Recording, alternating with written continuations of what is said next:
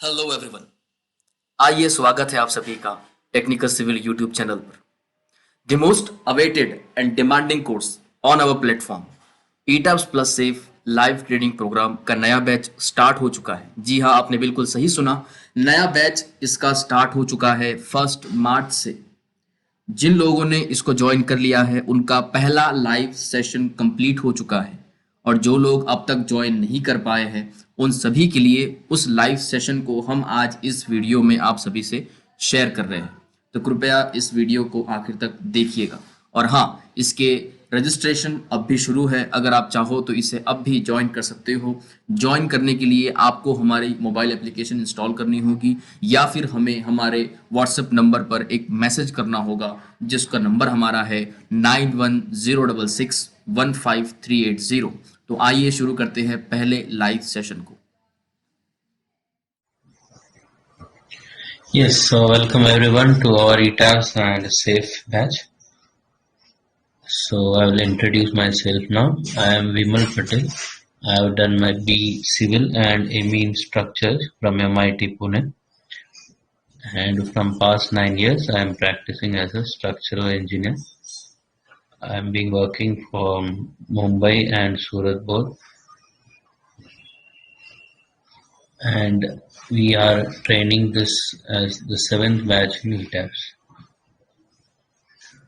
So some of them have not introduced themselves.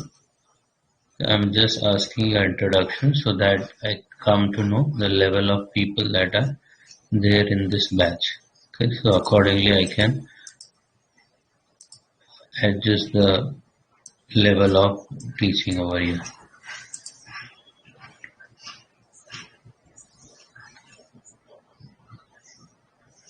Okay, am I audible to everyone? सबको आवाज आ रहा है?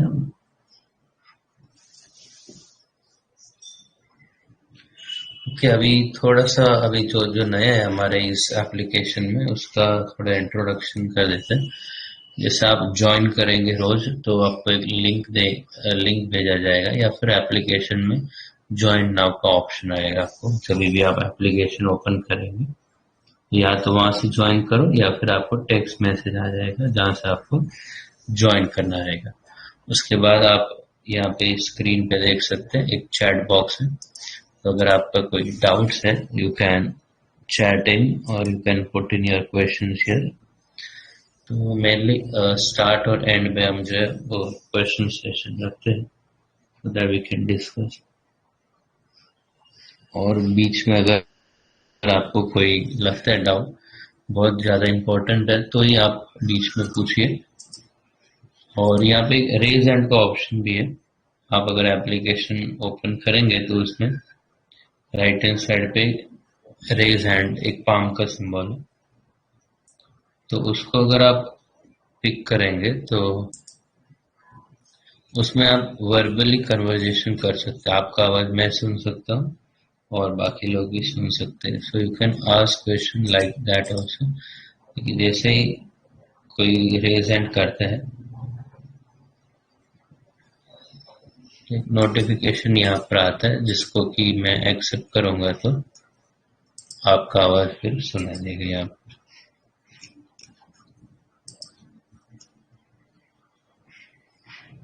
तो if you are interested we can try it. अगर आपको किसी को ट्राई करना है रेज हैंड वाला तो you can raise your hand, then you can come to know how it works.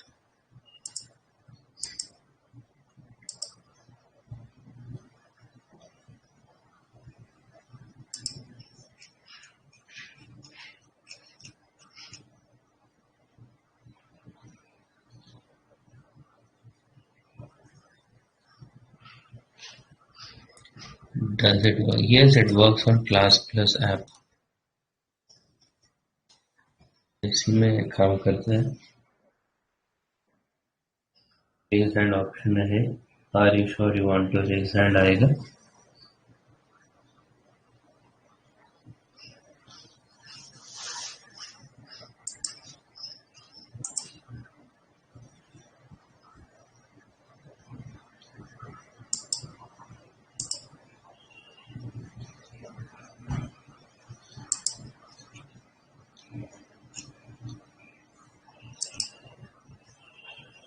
Okay, we'll leave it. Afterwards, you can try.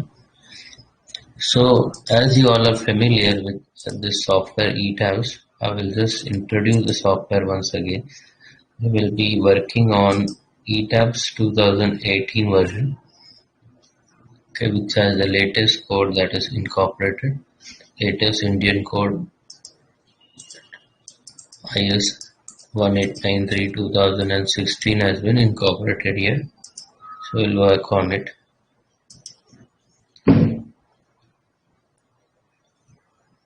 So just have the introduction of the software. Basically ये जो software है ये structural designing के लिए use होता है. Structural designing में बहुत सारे आते हैं, जैसे प्री स्ट्रेस आता है, आरसीसी आता है, स्टील डिजाइन आता है. तो ये तीनों जो है कंपोजिट डिजाइन आते हैं, ये तीनों जो है वो टैब्स के अंदर ये डिजाइन हो सकता है.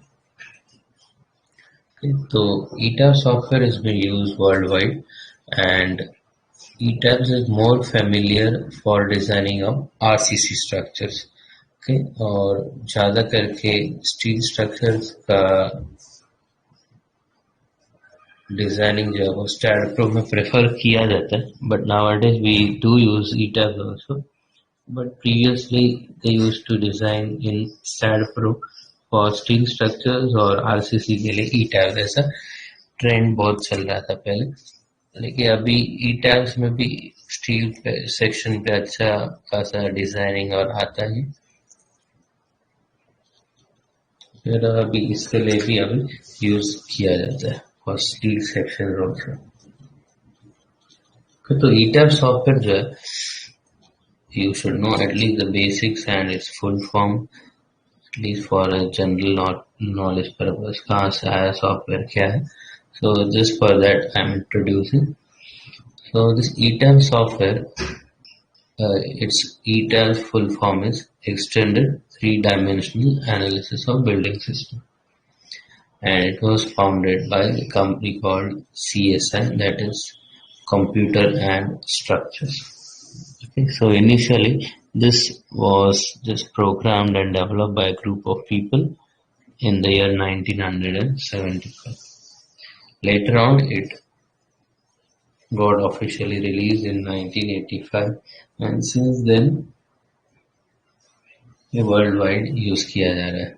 And there are many iconic projects that are being designed using ETABS. One of them is Burj Khalifa, and there are many other iconic projects which have been designed. So relevance on ETABS can be 100% provided you interpreted the results and input the results correctly.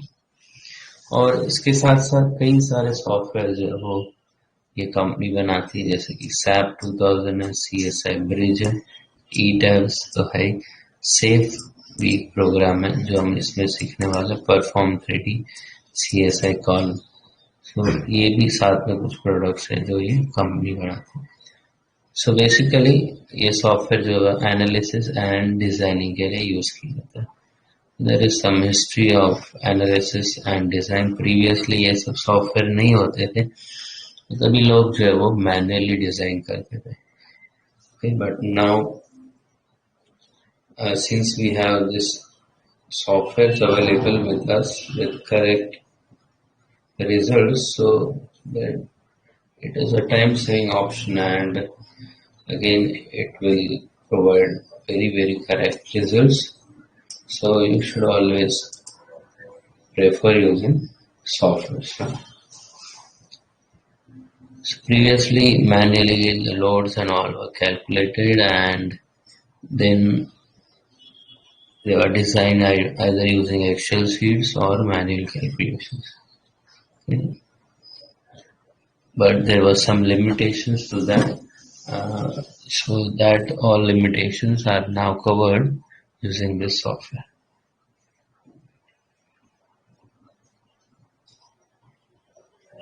Okay, now regarding the installation of the software, you will be provided a link to download this in the application chat box there.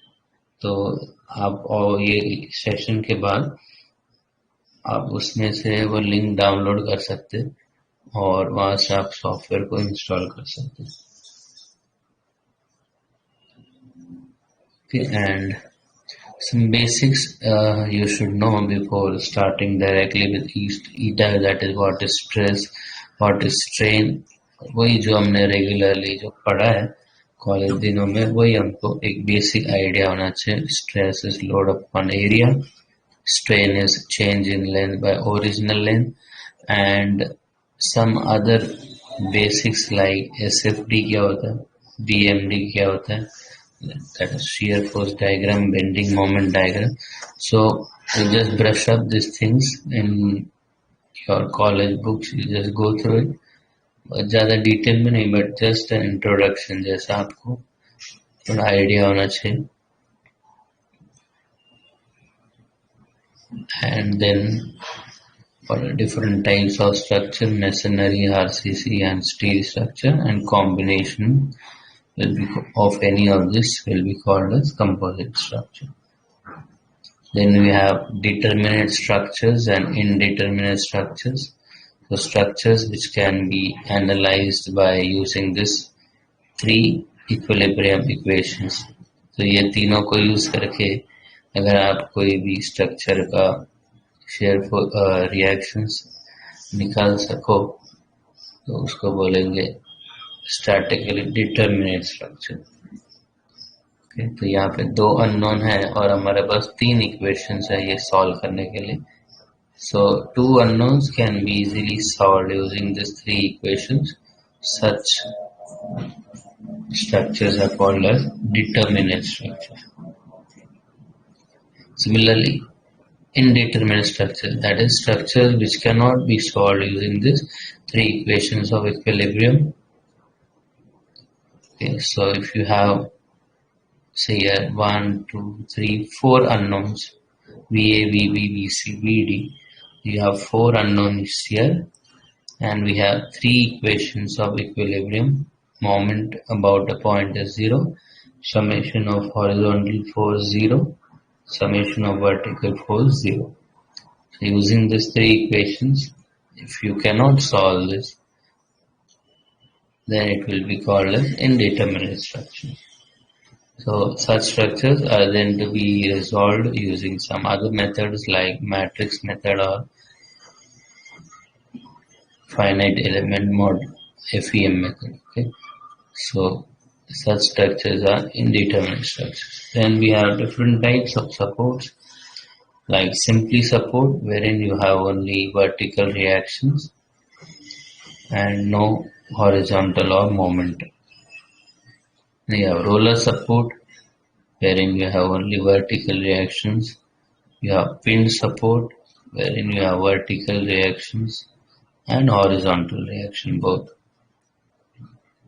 but moment will not be there। Similarly, you have fixed support, wherein you have vertical, horizontal और moment भी रहेगा। Okay, तो ये types of support हो गए।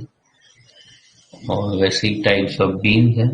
Cantilever beam, beams which are fixed at one end and free at other end, such beams are called cantilever beams। Simply supported beams, beams which are supported at two ends are called simply supported। Then overhang beam, beam with cantilever and simply supported together is overhang like this। Then you have propped cantilever, just it is supported by vertical support and other end is fixed, is propped cantilever। Continuous beam, beams which are having more than two span, ये एक span, ये दो span, ये तीन span, ये continuous। या beams which are more than three supports, एक दो तीन चार सपोर्ट हो गया continuous beam। Then you have different types of loading, that is point load होता है, it has effect only at one point, so that is concentrated or a point load। वैसे UDL, that is uniformly distributed load, means load which have same intensity throughout the length It is uniformly distributed load. The uniformly varying load means load which is varying throughout the length is uniformly varying load. Okay, so here you have point load, unit will be kilonewton. Uniformly distributed load, it is per meter length, so unit will be kilonewton per meter. Similarly, okay, so here you have point load, unit will be in kilonewton. UDL unit will be in kilonewton per meter. Similarly, uniformly varying load, again kilonewton per meter. General loading means if you have irregular loads, again it is kilonewton per meter. Then external moment, if you have moment at any point, kilonewton into meter. So these are different types of loads that can act on a structure. Then you have shear force and bending moment diagram. Shear force is summation of all the forces either left or right. Is called as shear force. Bending moment, that is summation of all moments either at left or right, is bending moment. Okay, so this we have studied. Then you have two types of coordinate system. In ETABS, one you have global system, that is पूरे structure का axis. Global means पूरे structure का axis.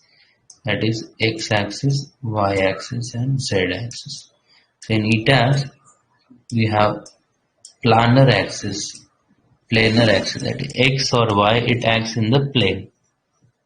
Okay, तो x और y direction में plan होगा आपका. Okay, and z direction is along the height. So height will be in the vertical direction, z. आप जो भी प्लान ड्रॉ करेंगे, जैसे कोई भी प्लान है,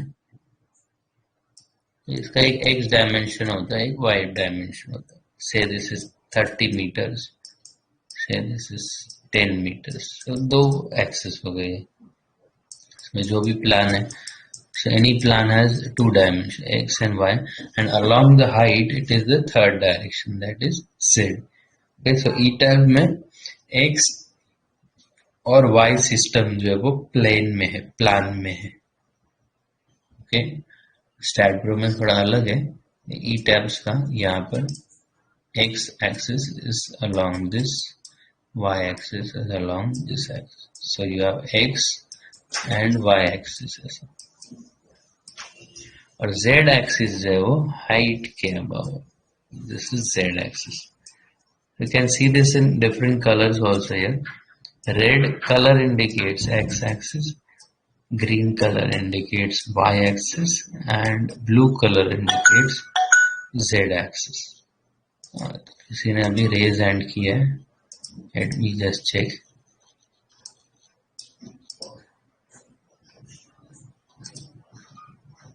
मोहम्मद इफ्तिकार ने raise किया है. Okay, so you can raise hand like this and you can ask your question. हाँ बोलिए. वो एक्सेस का तो दोबारा रिपीट करिएगा. हाँ जी बिल्कुल.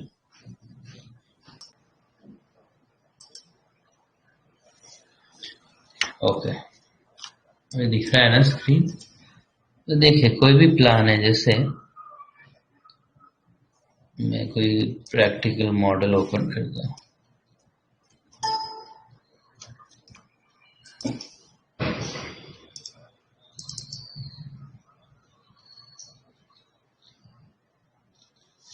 प्लेन को चेंज कर सकते हैं ना ETABS में भी. स्टैट जैसा नहीं, स्टैट जैसा आप प्लेन चेंज नहीं कर सकते ETABS में.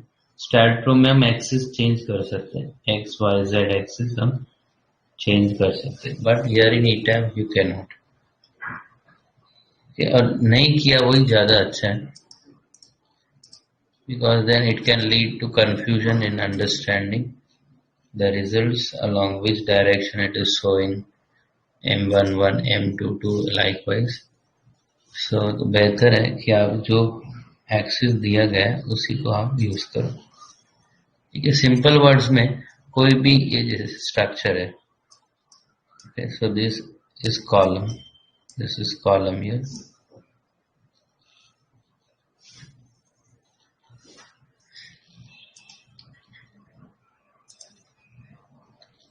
this is column here,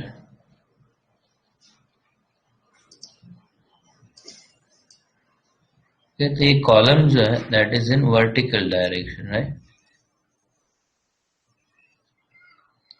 तो ये वर्टिकल डायरेक्शन है, इसको जेड डायरेक्शन बोल दो।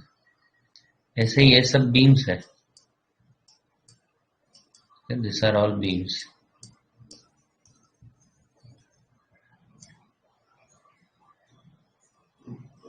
So this beam is in x direction, this beam is in y direction. Okay, तो ये जनरल कोऑर्डिनेट सिस्टम है, जैसे हमारा एक्स वाई जेड एक्सिस रहता है नॉर्मली। ओके, जैसे ग्राफ में भी रहता है हमारा कि ऐसा जो है वो एक्स डायरेक्शन होता है और ऐसा जो है वो वाई डायरेक्शन होता है। ओके, जैसे ग्राफ है वैसे ही ई टाइप्स का भी सेम है, ऐसे एक्स डायरेक्शन और ऐसा वाई डायरेक्शन। तो ये पॉजिटिव एक्स डायरेक्शन, ये पॉजिटिव वाई डायरेक्शन हो गया।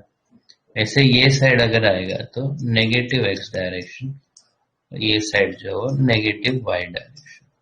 तो जैसे हमारा कोऑर्डिनेट सिस्टम रहता है सेम वो फॉलो करता है, X Y and Z is vertical here. Okay, so this is X, so this is minus X here, this is Y, this is minus Y. समझ में आ गया। और ये वर्टिकली जो है वो z, तो हाइट के अलोंग जो रहेगा, हाइट के along that is z direction. Okay, क्या स्क्रीन क्यों चले जा रहा है बार बार।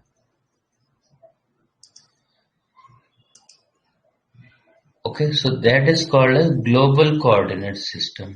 ग्लोबल मीन्स पूरे स्ट्रक्चर का एक्स वाई और जेड एक्सिस, तो उसको बोलते हैं ग्लोबल, पूरे स्ट्रक्चर का, कि पूरे प्लान का। If I show you,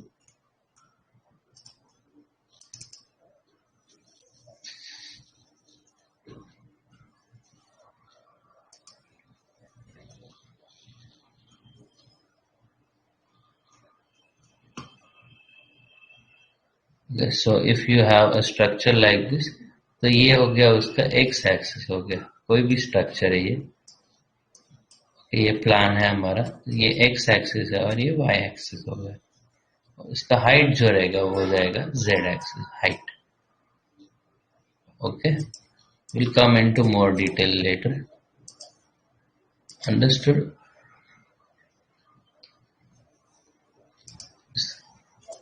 okay, तो उसको बोलते हैं ग्लोबल कोऑर्डिनेट सिस्टम, मीन्स पूरे स्ट्रक्चर का एक्स वाई और Z axis. Then you have local coordinate system. Local coordinate system मतलब एक एक मेंबर का axis.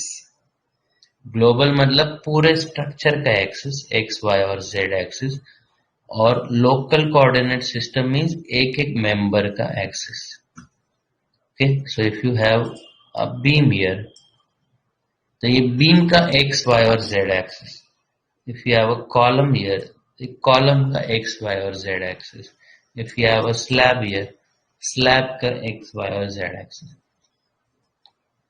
Okay, so you have a global coordinate system and a local coordinate system. Local मतलब एक एक member का। If you have this beam, तो beam का along the length you have x, along the width you have y, along the depth you have z.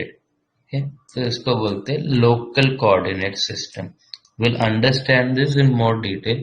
For now आपको खाली यही सीखना है कि लोकल किसको बोलते हैं और ग्लोबल किसको बोलते हैं।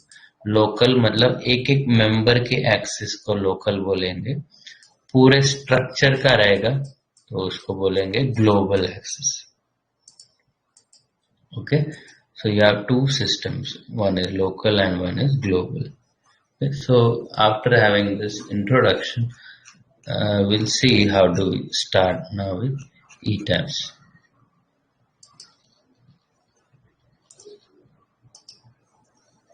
तो आपको साथ साथ में अभी IS कोड भी पढ़ने होंगे, आप IS कोड स्पेशली IS 456 को पढ़ना चालू कर दो पहले। IS 456, okay, you will be provided with this codes. तो आप इसको पढ़ना चालू कर दो पहले, because this is with RCC designing. RCC designing के लिए हम IS 456 का कोड जो है वो यूज करते हैं। आपको एक कोड भी प्रोवाइड किया जाएगा, एंड जैसे जैसे आगे बढ़ेंगे आप अलग अलग कोड्स का जो जो जरूरत पड़ जाए वो भी आप साथ साथ में देखते जाना, मैं बताते जाऊंगा। फिर स्टार्टिंग के सेशंस थोड़े स्लो रखेंगे so that you get use to the sessions, और एक बार आप यूज टू हो गए फिर आप थोड़ा थोड़ा धीरे धीरे पिकअप पकड़ेंगे, okay, and will take one by one very clearly all the things. Okay, so we'll be working on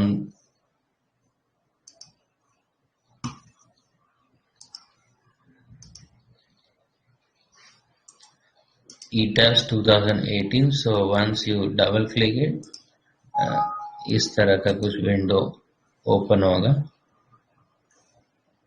Just show you again.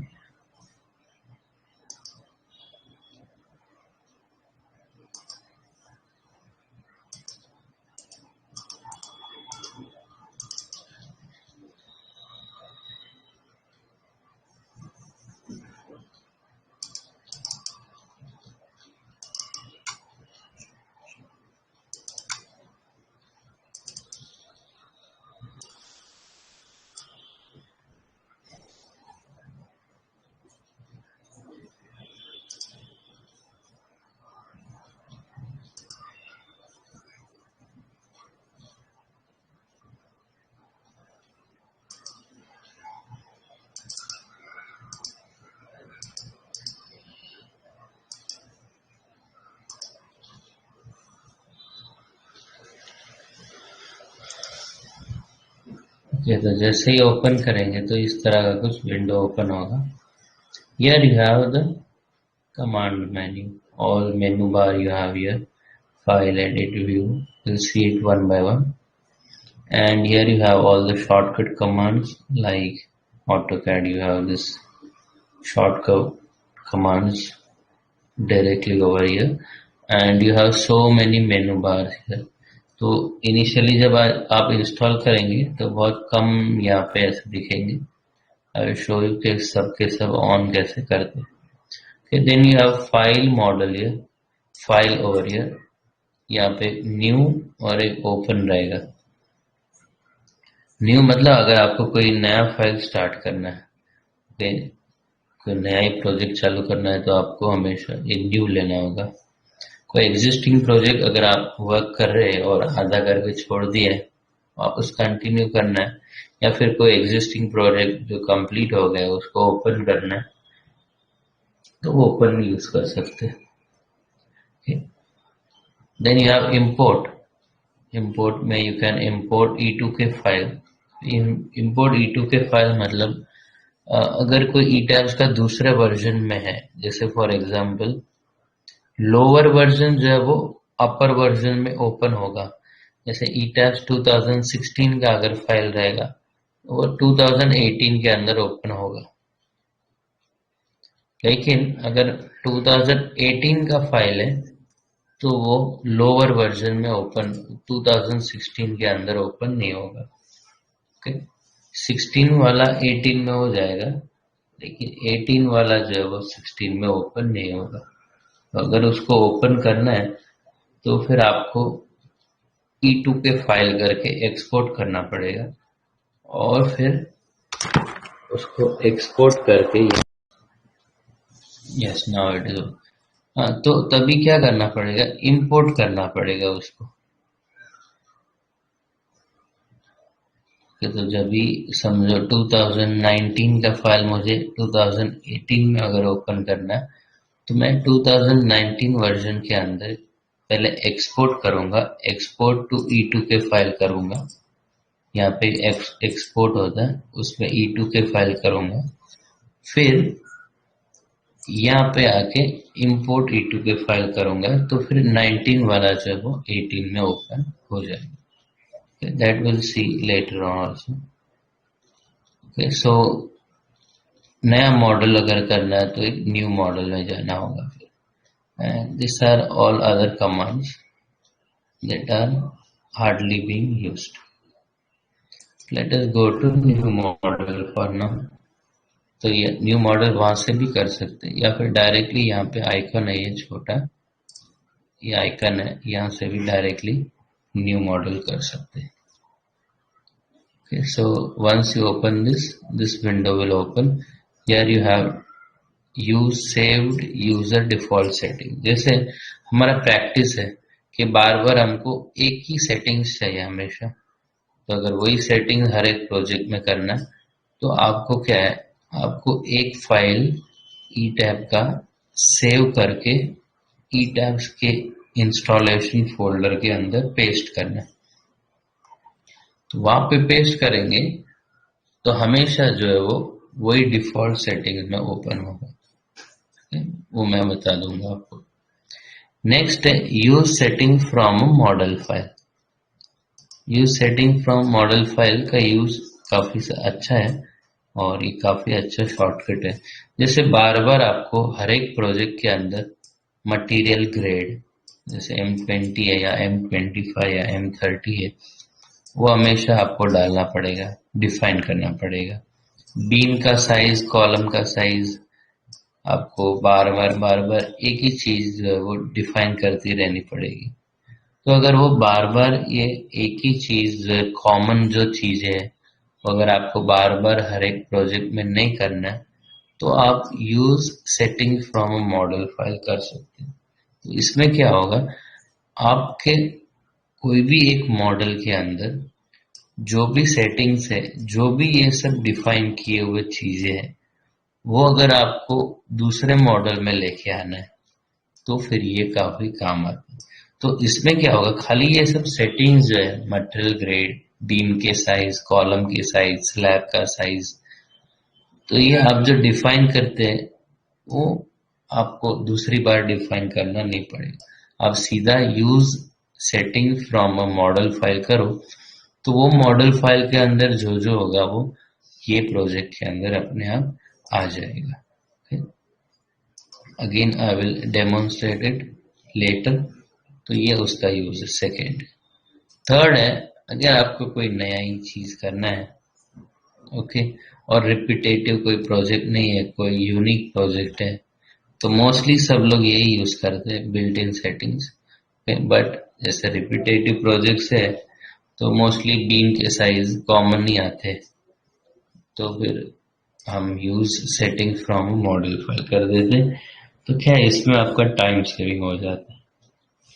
वैसे दोनों में आप डिफाइन तो कर ही सकते हैं नए से जो भी करना है, बट जो कॉमन चीजें है वो डिफाइन बार बार नहीं करना है, तो कोई भी एक मॉडल फाइल में जो आपने प्रीवियसली डिफाइन किया हुआ है वो इसमें अपने आप आ जाएगा।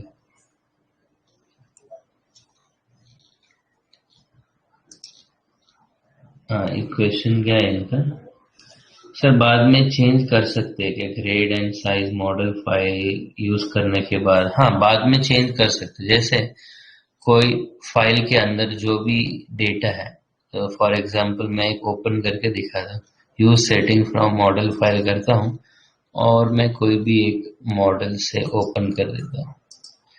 ये एग्जिस्टिंग प्रोजेक्ट का है।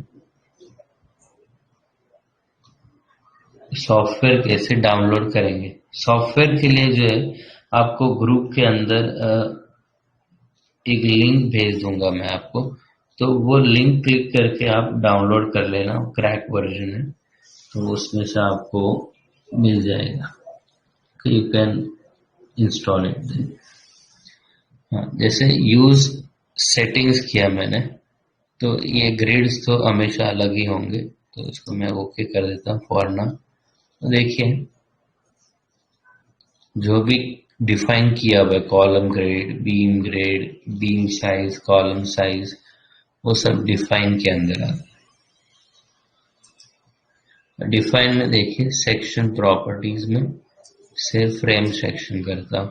देखिए अभी मैंने कुछ भी ऐड नहीं किया था, लेकिन मेरे वो फाइल में ये सब प्रॉपर्टीज थे ऑलरेडी, बीम के साइज, कॉलम के साइज, तो ये ऑलरेडी थे। ओके, तो ये मॉडल के अंदर आ गए। अभी मुझे अगर कोई नया ऐड करना है तो मैं नया तो ऐड कर ही सकता हूँ। ओके, लेकिन वो फाइल के अंदर जो थे वो सब तो आ गए। नए तो जितने ऐड करने हैं, जो भी चेंजेस करना है वो बाद में कर सकते हैं।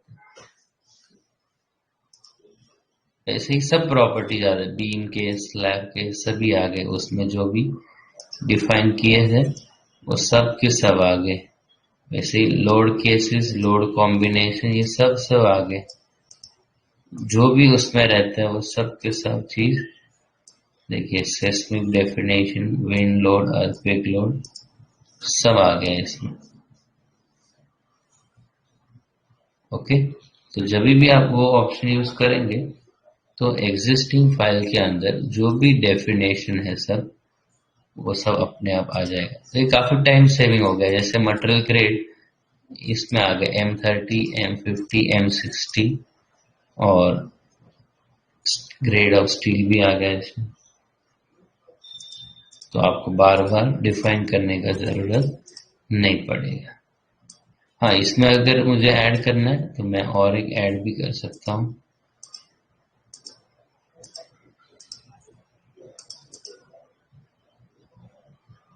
तो एग्जिस्टिंग फाइल के अंदर जो भी कुछ ऐड करना है वो सब आप ऐड कर सकते हैं। अंडरस्टूड? प्रतीक मलिक इनका क्वेश्चन था ये।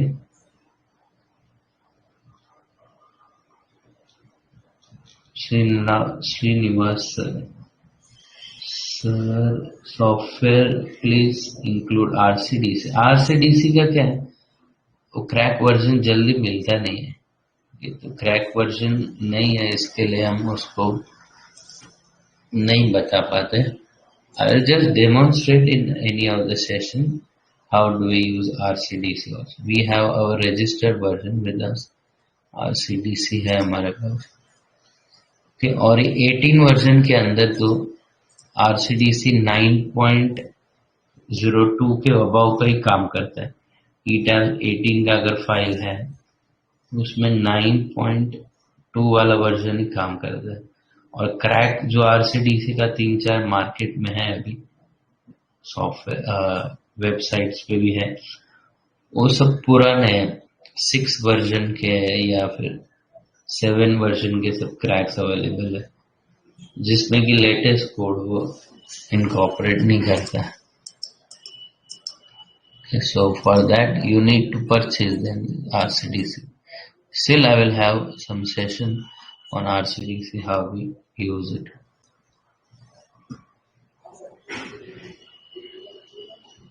Okay, so let us again go to new model from here. थोड़ा स्लो जाएंगे आज के दिन, 1-2 दिन थोड़ा स्लो जाएंगे। तो ये समझ में आ गया ऑप्शन, ये set use setting from model file. Then you have building setting. जैसे कोई नया ही चालू करना है तो यूज बिल्डिंग सेटिंग्स है। इसका फर्स्ट ऑप्शन है डिस्प्ले यूनिट्स। अब ये जो आई आइकन है वो इंफॉर्मेशन आइकन है यहाँ पर, तो उसके ऊपर कर्सर लेके जाएंगे तो see it is written setting include units, option, preferences, ये सब उसमें अपने आप आ जाएगा। ये again it is same, this can be obtained using existing model .edb file. जैसे हर एक सॉफ्टवेयर का अपना अपना एक्सटेंशन रहता है। ETABS का एक्सटेंशन है .edb फाइल। जैसे PDF कोई भी फाइल है तो उसका क्या रहता है .pdf। जैसे आपका कोई प्रेजेंटेशन फाइल है तो .ppt आता है। डॉक्यूमेंट कोई फाइल है, वर्ड फाइल, .doc आता है। वैसे ऑटोकैड फाइल है तो .dwg फाइल आता है। वैसे ETAB का फाइल जो है वो .edb फाइल आता है।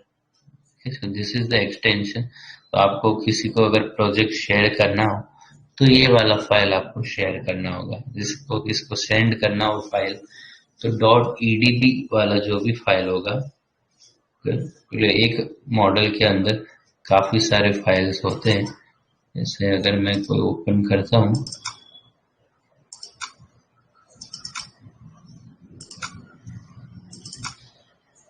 देखिए जैसे ई टैब का ये मॉडल है मेरा, तो इतने सारे फाइल्स बनते हैं ई टैब के अंदर रन करने के बाद। तो आपको जो डॉट ईडीबी फाइल, जैसे ये मॉडल है, इसका एक्सटेंशन है डॉट ईडीबी फाइल, तो ये आपको शेयर करना है। किसी को भी शेयर करना हो तो ये फाइल आपको शेयर करना है। So that is extension of this etabs. Okay, here you have display units. So यहाँ पे I icon पे लिखे जाता हूँ, it shows the unit that is set over. तो अभी जो है metric SI system में international standards. So here you have distance in meter, area in meter square, degree in degrees, length in mm, and likewise temperature in degree Celsius, and stress in megapascal, that is Newton per mm square, and likewise everything. This is metric SI system that we have usually studied in our college days. तो हमने जो है kilo Newton Newton में ही सब पढ़ा है, metre MM में ही सब पढ़ा है। so that is nothing but metric SI system. Okay, you can change your systems either to US customary, main feeds में है तो वो सब US कस्टमरी आएगा, उसमें कीप्स में आएगा, ये लोड सब कीप्स में आता है, उसमें KIP लोड फीट इंचेस में आता है, ये सब फ़ारेनहाइट टेम्परेचर LBs के। तो अगर आप कोई बाहर का प्रोजेक्ट कर रहे हैं US वगैरह में, तो you have feet inches there, so you can use feet inches here.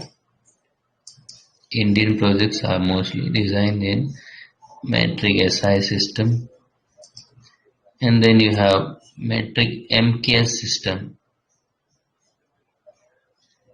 Okay, meter, kg and second. So here load you have in kgs and tons. Okay, तो पुराने कंसल्टेंट का प्रैक्टिस था, जैसे अगर आप पुराने कोई कंसल्टेंट के पास जाएंगे तो उनका प्रैक्टिस सब अभी भी टन्स में और केजी में है, केजीज या टन्स में वो लोग प्रैक्टिस करते हैं अभी भी, क्यों उनका वही प्रैक्टिस चलता आ रहा है, तो वो लोग MKS सिस्टम फॉलो करेंगे। अभी जैसे हमने बुक्स में तो सब मेट्रिक SI में ही पढ़ा है, MM में और किलो न्यूटन में और पास्कल में। It is preferred you use metric SI system। तो इसका पूरा लिस्ट है यहाँ पे कि ईटाज में मेट्रिक SI सिस्टम क्या क्या लेता है। मीटर डिस्टेंस को किस में लेता है, तो ये पूरा लिस्ट है। फोर्स, टेम्परेचर, वेट वगैरह कौन सा यूनिट में लेता है, if it is set to SI, तो ये आपको शेयर कर देंगे, कैन गो थ्रू, या फिर आप यहाँ से भी देख सकते हैं कौन सा यूनिट किस में है। और ये यूनिट्स भी आप कभी भी चेंज कर सकते हैं, in between the project also can change it any time, it will auto convert everything. आप कभी भी कोई भी यूनिट चेंज कर सकते हैं, अपने आप वो बाकी का सब कन्वर्ट कर देता है।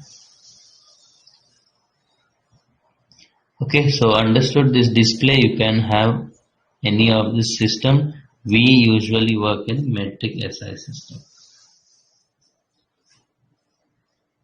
Next, steel section database. So if you are designing any steel structure, so here which database you want to use for designing steel structure, that you have to select. जैसे हमारा Indian code जो है, okay, we have our Indian standard sections. ISMB होता है, ISLB होता है। Okay, so these are all Indian standard section, ISMB, ISMC, ISMB, then you have angle sections, ISA sections, तो ये सब इंडियन स्टैंडर्ड्स है। तो ये पूरा लिस्ट जो है वो यहाँ पे अगर स्टील सेक्शन बेस इंडियन कर देंगे तो ये पूरा इंडियन का जो भी स्टील टेबल है वो पूरा लोड हो जाएगा उसमें। ओके, तो काफी सारे कंट्रीज के जो स्टैंडर्ड शेप्स है अलग अलग सेक्शंस के, this is specifically steel structures के लिए। ओके, कंक्रीट स्ट्रक्चर है तो इसका सेटिंग का कोई जरूरत नहीं है। ओके, ये खाली स्टील स्ट्रक्चर्स के लिए है। ये इतने सारे स्टील सेक्शन जो है वो ईटाप्स के अंदर प्री लोडेड है। मैं इंडियन करूंगा तो इंडियन के सब स्टील सेक्शन जो है वो अपलोड हो जाएंगे इसमें। Next you have steel design code. Okay, तो जब आप पहली बार ओपन करेंगे तो कुछ दूसरा ही रहेगा। बाय डिफॉल्ट अमेरिकन कोड ही वो सेट किया हुआ तो वही ओपन होगा। You have to change this to Indian code. So steel sections we have Indian code as IS 800 and latest जो है वो 2007। So steel sections के लिए steel design के लिए IS 800 2007 यूज करना है। Next concrete design code. तो यहाँ पर भी बहुत सारे कंट्रीज के कंक्रीट डिजाइन कोड्स अवेलेबल है। तो ईटाब ये सब कंट्री के कोड को फॉलो करता है। You can design for any of these codes. So we are using Indian code for Indian standards. So IS 456 2000. Okay, you can note this down. जो जो आपको काम का लगता है आप साथ साथ में ये लिखते जाइए। कोई भी आप नोट पैड को रख के अब ये सब चीज को लिखते जाइए। There are some list of different countries and its code. ACI, that is American standards. BS is for British standards. Okay, then you have European codes, Hong Kong codes, the Korean code, Mexican, New Zealand, Singapore. Likewise, this is, I think, Turkish or something. Turkey, yes. तो ये अलग अलग codes है। Asian code, that is American code, ACI is American code, AS is Australian code, BS is British, CSA is Canadian, European, Hong Kong, IS is for Indian, here this is Italian, KB is for Korean, Mexican, this is New Zealand, Singapore, then SP63 is for Russian, and TS is for Turkey. So RCC design में special SP16 और SP24 भी use. हाँ, SP16 में ईटैब्स को वो सब बताने का जरूरत नहीं।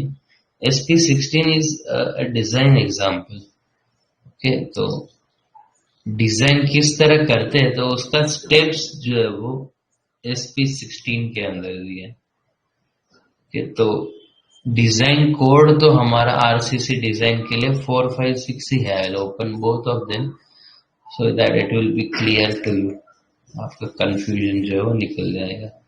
SP16 जो है वो कोड को किस तरह यूज करना है वो एक्सप्लेन किया है उसमें। जैसे IS 456 है तो इसका एक्सप्लेनेशन पूरा दिया है उसमें कि बीम डिजाइन करना है तो क्या स्टेप्स है। ये कोड के अंदर कोई स्टेप्स तो नहीं दिए, इसमें खाली सब स्टैंडर्ड्स दिए कि ये स्टैंडर्ड यूज करो, ये स्टैंडर्ड यूज करो। लेकिन बीम डिजाइन के लिए क्या स्टेप्स है, मोमेंट निकालो, फिर उसका न्यूट्रल एक्सिस निकालो, सिंगली है या डबली है वो चेक करो। तो वो स्टेप्स जो एक्सप्लेन किए वो SP16 में किए।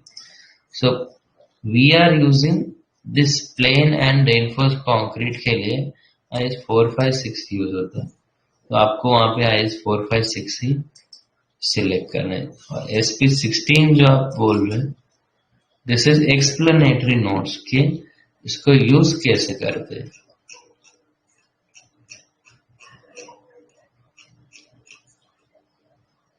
ओके, तो ये SP16 है वो design aids for reinforce concrete, that is IS 456। IS 456 को किस तरह यूज करना है और उसके सब प्री डिफाइंड कैलकुलेशंस जो है वो सब इसमें किए हुए।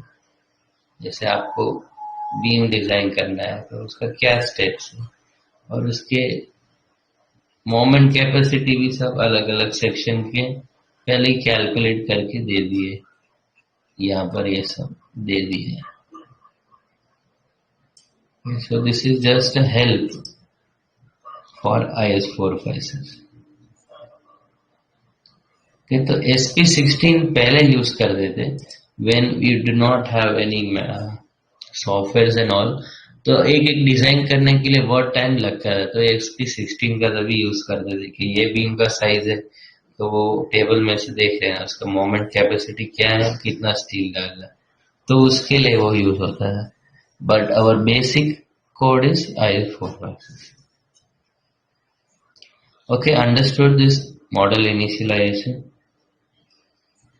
okay, then you can press OK. So we'll have a new model quick templates.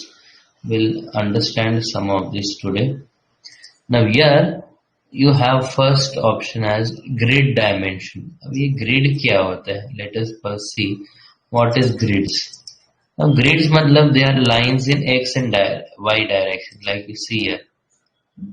ये x और y डायरेक्शन में जो लाइंस रहते हैं उसको ग्रिड्स बोलते हैं। okay, ऐसे वर्टिकल एंड ऐसे हॉरिजॉन्टल, तो ये ग्रिड्स बोलते हैं इसको।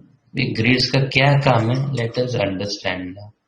Late us open some example for that to understand it. So you will be having a AutoCAD file that will be provided by the architects। okay, so some practical plan I will open।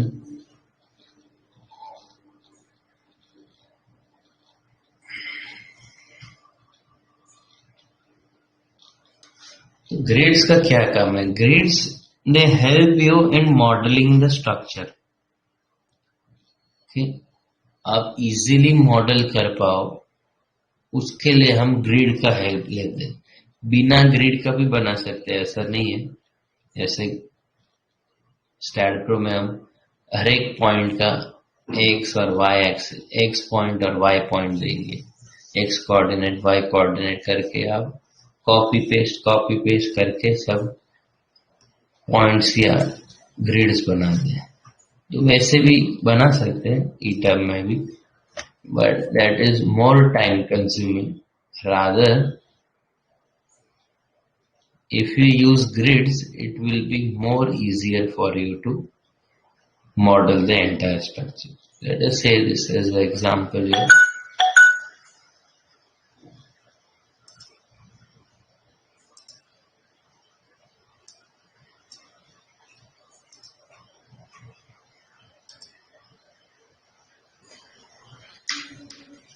Hello. हाँ बोलिए। या जी, screen plane screen मिल रहा है मेरे को, कुछ आपने जो बोल रहे हो वो नहीं देख नहीं कर रहे। सबको प्लेन दिख रहा है या आपको दिख रहा है? नहीं, मेरे को प्लेन आपको लग खाली रहा आपको है, कोई पास्ट दिख रहा है? 5 मिनट ऐसे प्लेन लग रहा है।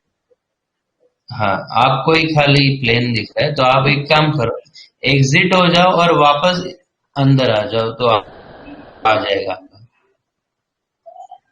मेरे मेरे पास मैंने साथ साथ में ओपन किया हुआ है, मेरे को ठीक है, स्क्रीन दिख ओके, रहा है। ट्राई कर रहे हैं। तो आपका वो नेटवर्क प्रॉब्लम होता है तो कभी कभी वाइट स्क्रीन हो जाता है, तो आप क्या करो उसको एग्जिट कर दो, वापस आ जाओ ठीक है, तो हो ठीक जाएगा।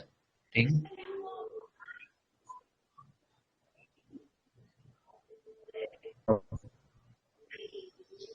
ठीक है, ठीक है, अच्छा। Okay okay.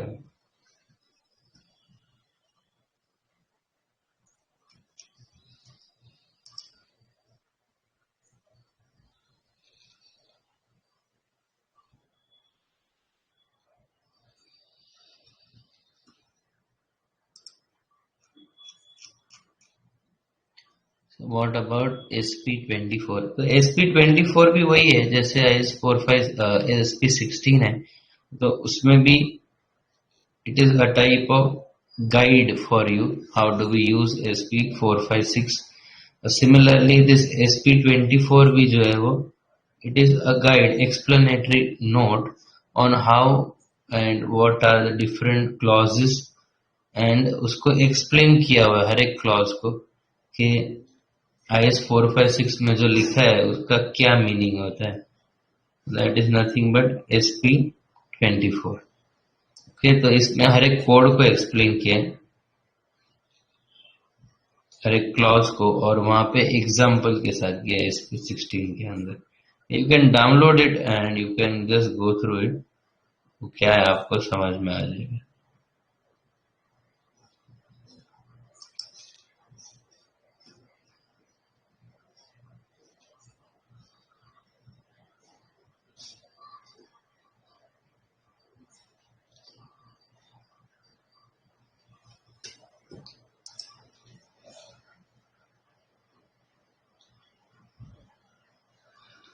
Now we were seeing what are grids and how do we use and where do we use। अभी जैसे ये स्ट्रक्चर आया हमारे पास, तो यहाँ पे कुछ प्री डिफाइंड कॉलम लोकेशंस है that are marked by the architect। Now I have to model this structure in ETABS। तो मैं डायरेक्टली इसको मॉडल कर सकता हूँ, लेकिन वो टाइम कंज्यूमिंग हो जाएगा। तो उसके लिए हम हेल्प लेते हैं ग्रिड लाइंस का।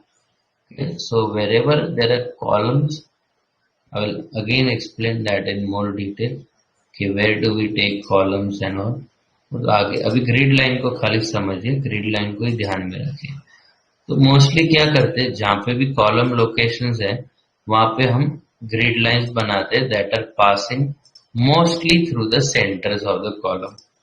ऐसा कंपल्सरी नहीं है कि सेंटर से ही पास होना चाहिए, ये आपके ऊपर है कहां से आपको पास करना है।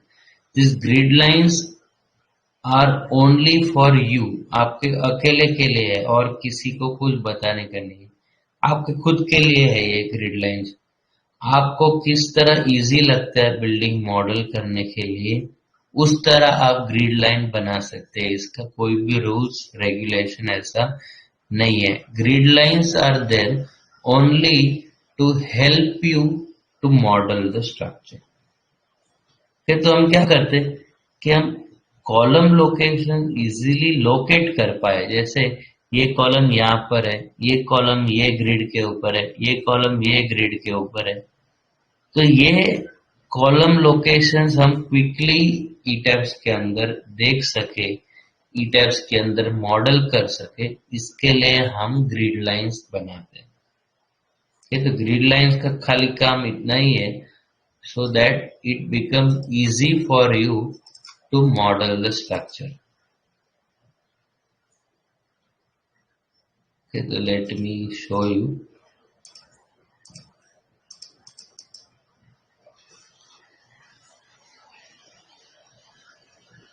कौन से फाइल में मैंने बनाया grid lines.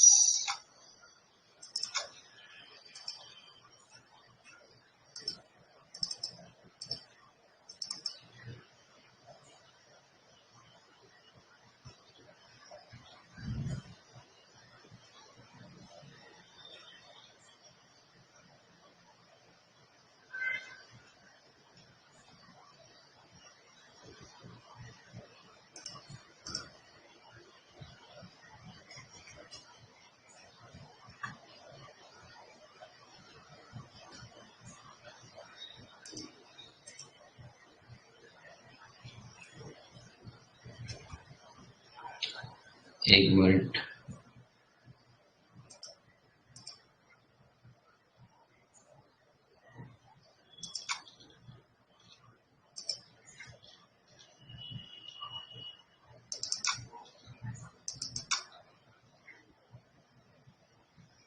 so if I have any file I will just open and show you।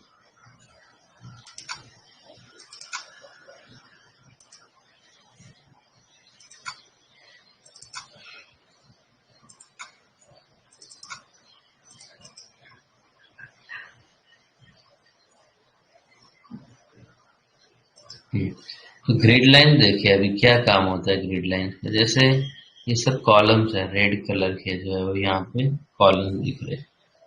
Okay, तो हमने कॉलम्स ऑलरेडी मार्क किए हुए एंड उसको लोकेट करने के लिए हमने ऐसे ग्रिड लाइन बनाया।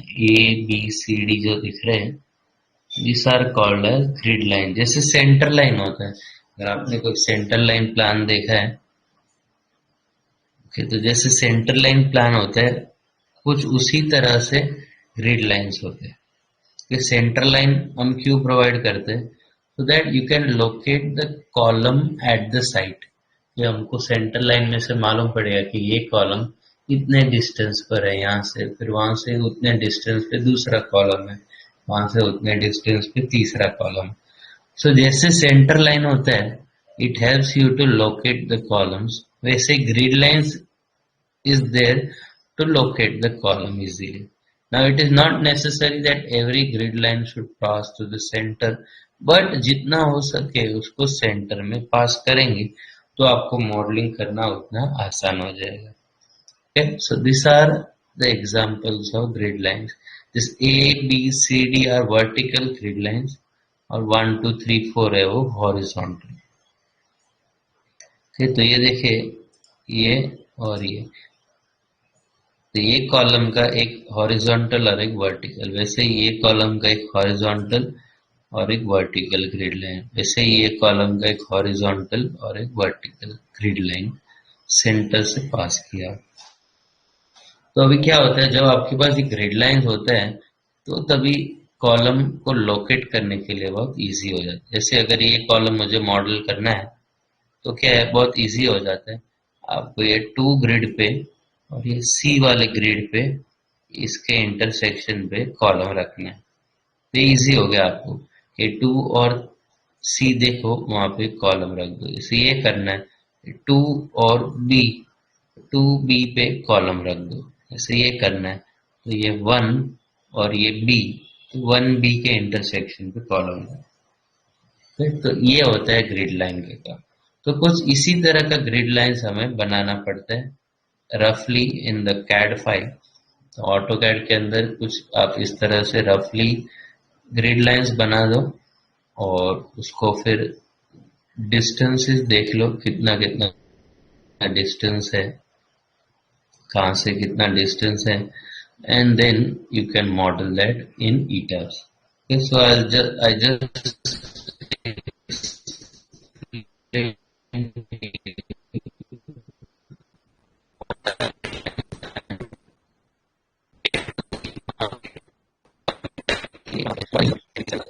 So let us now see how we can draw some simple grid lines. पहले देखते हैं, okay? तो कुछ सिंपल चीज देख ले जाए कि ग्रिड लाइन को कैसे बनाते हैं।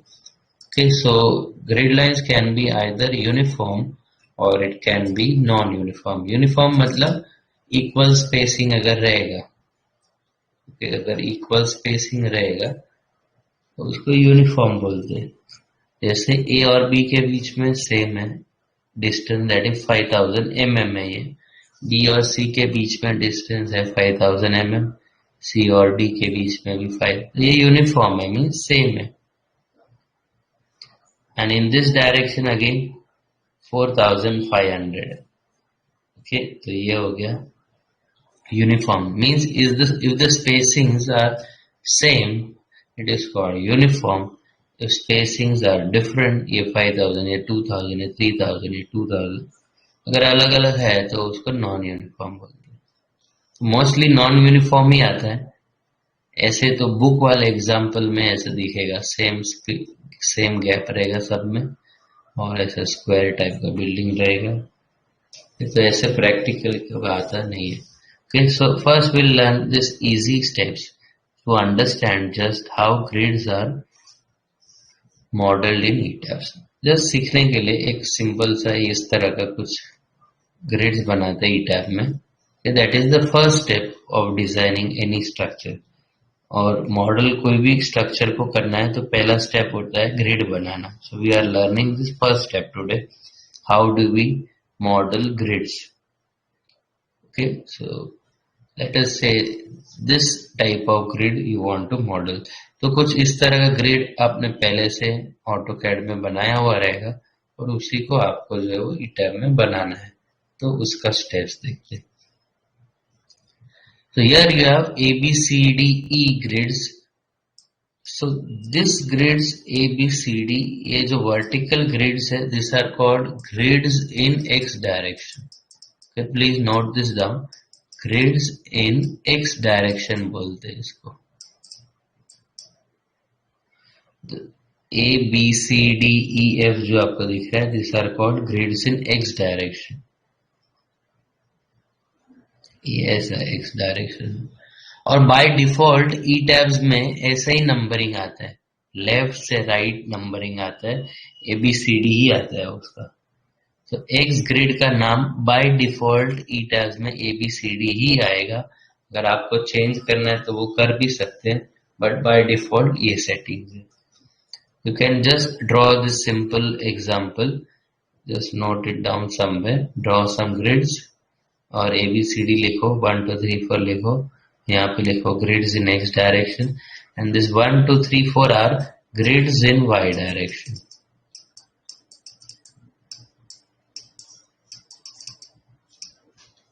Okay, तो आपको ये इनपुट करना होता है, grids in X direction and grid in Y direction. ये आपको इनपुट करना है। Okay, तो let us see now. देखिए grid dimension, then here you have uniform grid spacing. तो हमारा जो है यह यूनिफॉर्म ही है, बिकॉज सबका गैप सेम है, तो इसको बोलेंगे यूनिफॉर्म। यूनिफॉर्म के अंदर फिल करना है आपको। जब नॉन यूनिफॉर्म रहेगा तो आपको कस्टम के अंदर फिल करना है डेटा। तो हम आज यूनिफॉर्म देख रहे हैं, तो हमको ये यूनिफॉर्म इसमें फिल करना है data. Here first box here is number of grids in x direction. So we have seen number of grids in x direction मतलब इसको बोलते हैं grids in x direction. So this are number of grids in x direction. कितने हैं? 1 2 3 4 5 grids in x direction है। वैसे number of grids in y direction है दूसरा, this is y direction. So how many? 1 2 3 4. So grids in y direction 4, grids in x direction 5. ये 5 ये 4 यहाँ पर। So here number of grids in x direction you enter it as 5 and number of grids in y direction you can enter it as 4. Okay, is it clear? Next, spacing of grids in X direction. अब ये अगर equal spacing है तो हमको यहाँ पे डालना। तो स्पेसिंग क्या है सबका? 5000 in X direction. So here see here spacing of grids in X direction यहाँ पे मीटर में है। ये please note here it is in metres, you have to enter it in metres. Here also spacing of grids in Y direction it is in metre, you have to enter it in meter. So x direction में spacing 5000 mm, so that is 5 meters. So enter it as 5. Spacing in y direction 1 2 3 4 is 4500, that is 4.5 meter. So enter it as 4.5 meter. Okay, and rest of the data I will keep it as it is. And just will open this file so that we'll come to know how this grids are there. Okay, ये story dimension हम आगे आगे देखेंगे, आज के लिए खाली ये देख लेते। ओके ओके करता हूँ तो ऐसे 2 विंडोज ओपन होंगे, एक होगा प्लान, एक होगा 3D along the height। तो ये हो गया 3D व्यू, ये हो गया प्लान व्यू। तो देखिए बाय डिफॉल्ट नंबरिंग आ गए, ए बी सी डी ई हो गया ग्रिड्स इन एक्स डायरेक्शन। 1 2 3 4 जो नीचे से स्टार्ट होता है बाय डिफॉल्ट ई टैब्स के अंदर, 1 2 3 4 जो वो नीचे से स्टार्ट होता है। तो आप भी ऐसे ही प्रैक्टिस रखो अपने एक्चुअल प्रैक्टिस में भी, कि आप जब भी ड्रॉ करो कोई भी ग्रिड्स ऑटो कैड के अंदर, तो you prefer naming it as same, change करने का टाइम वेस्ट नहीं होगा। तो अगर आप वही फॉलो करेंगे तो टाइम कंज्यूमिंग होगा। वैसे आप अलग अलग नाम भी दे सकते हैं, ऐसा नहीं है, but to save time it is preferred कि जैसे डिफॉल्ट ई टैग में है वैसे ही आप ग्रिड का नाम दे दो। जैसे माउस की बंद हो गया। जैसे ये वर्टिकल आपको दिख रहा है ABCD, और हॉरिजॉन्टल 1 2 3 नीचे से स्टार्ट करो। ये ABCD ऐसे नंबरिंग करो एक्स डायरेक्शन वाले, और ये 1 2 3 4 ऐसे नंबरिंग करो। तो ईटास बाय डिफॉल्ट वैसे ही कर दे, तो आप वही प्रैक्टिस करो तो ज्यादा अच्छा है। तो ये आ गया spacing in X direction, spacing in Y direction, जैसा हमको चाहिए था वैसे ही आ गया। तो अभी क्या होता है, ये ग्रिड्स होने से क्या होगा, ये तुरंत आप लोकेट कर सकते हैं। जैसे मुझे B और 3 पे कॉलम करना है, तो हमारे पास ये रेफरेंस जैसा आ गया है लाइन, तो जस्ट कॉलम का कमांड लेके सीधा यहाँ पे क्लिक करना रहेगा। जैसे ग्रिड पे लेके जाएंगे तो आपको अपने आप ग्रिड का पॉइंट भी बता देगा कि ये B और 3 का इंटरसेक्शन, B और 2 का इंटरसेक्शन, B और C और 3 का intersection. Okay, so grids acts as a guidelines for modeling any structure. इसको आप एक विंडो को क्लोज कर सकते हैं, ऐसे सिंगल विंडो में भी वर्क कर सकते हैं। तो इतना सारा कमांड दिख रहा है आपके, उसमें इतने सारे नहीं दिखेंगे। अगर ये सब कमांड्स, ये सब शॉर्टकट्स जो वो एक्टिवेट करना है, यहाँ पे ऑप्शन में जाके यहाँ पे कस्टमाइज टूल बार है। कस्टमाइज टूल बार में आपके कुछ सिलेक्टेड होंगे और कुछ सिलेक्टेड नहीं होंगे। तो जो भी सिलेक्टेड नहीं है आपके कुछ 3 4 ऐसे ड्रॉ वाला रहेगा, डिफाइन वाला रहेगा, स्नैप वाला, ऐसे 3 4 जो है वो ऐसे रहेंगे आपके।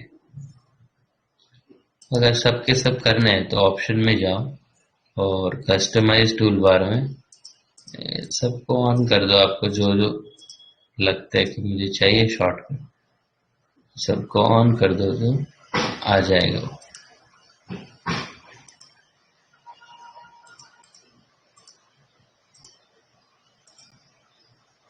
And you can arrange it if you want like this. Okay, ऐसे आप निकाल के अरेंज भी कर सकते हैं, आपको जैसे लगे वहां पे आप अरेंज कर दो।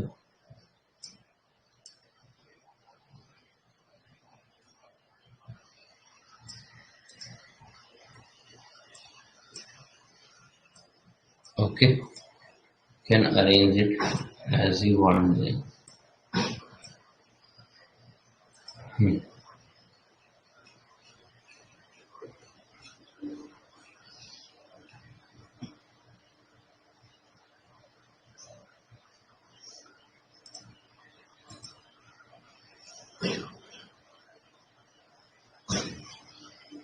अभी इनका क्या क्वेश्चन, डायरेक्टली ऑटो कैड से इंपोर्ट कर सकते हैं क्या grid plan?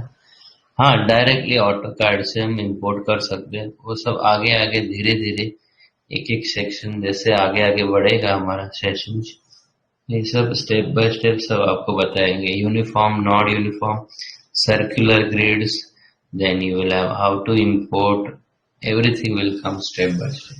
You can import directly CAD file also, but उसको CAD file किस फॉर्मेट में करना है वो आपको बताएंगे, then you can directly import it. Okay, so I think we'll keep it here for today.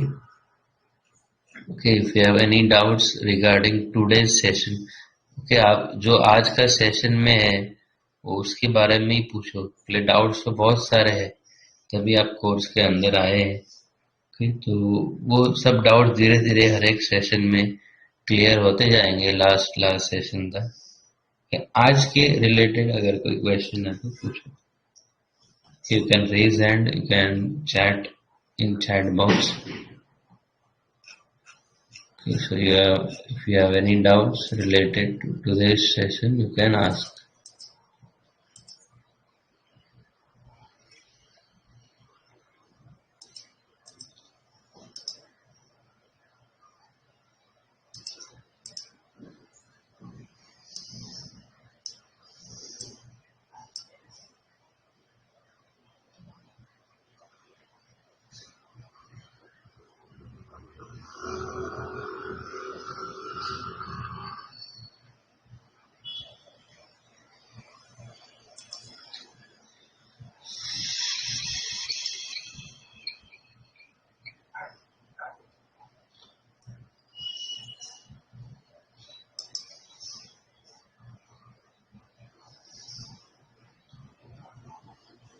Will there be any difference in results if you use crack session?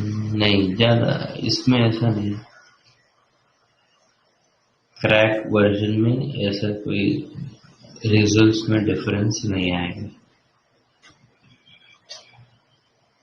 कुछ crack version जो वो सही काम नहीं करते तो वो मॉडल एनालिसिस ही नहीं करता।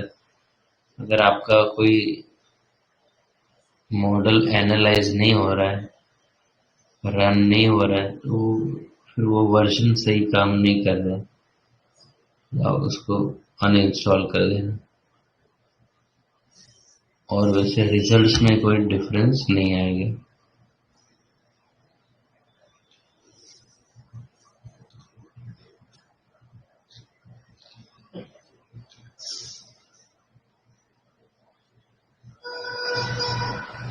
Sir, when and where we will get software? Software ETAB का जो आपको अभी सेशन के बाद मैं एक वी ट्रांसफर का लिंक शेयर करूंगा, तो लिंक आप आपके इसमें पेस्ट कर दो, तो क्लिक करेंगे तो अपना डाउनलोड स्टार्ट हो जाएगा। और डाउनलोड करके उसमें क्रैक के अंदर वो आपको बताए कि किस तरह से इंस्टॉल करना है, तो you can go through it and install it. Today only you will get it, okay? Just after this session is completed, I will upload and share you the link, okay?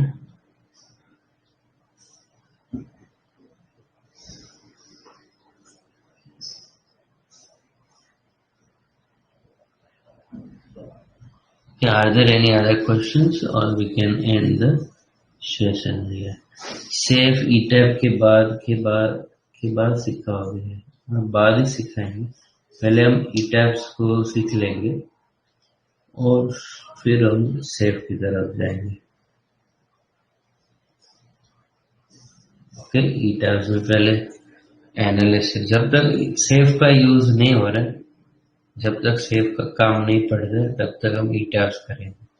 तो foundation design के लिए safe का काम पड़ेगा, तभी हम safe में जाएंगे।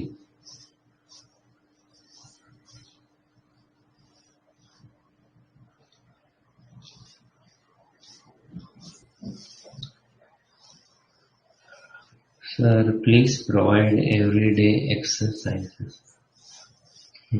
Okay, fine. तो आज का एक्सरसाइज है, you practice this grid. Just open the software, go through it, grids बनाओ, अलग अलग आइडिया आते जाएगा। आप साथ साथ में प्रैक्टिस करेंगे तो by the end of the course आप अच्छी तरह से मॉडलिंग और एनालिसिस डिजाइन करना सीख जाएंगे। तो आप ऐसा प्रैक्टिस रखो कि जब भी कोर्स खत्म, जब भी सेशन खत्म होगा, साथ साथ में आप प्रैक्टिस करते जाओ। 1-2 घंटा रोज का प्रैक्टिस करेंगे तो अपने आप सीख जाओगे।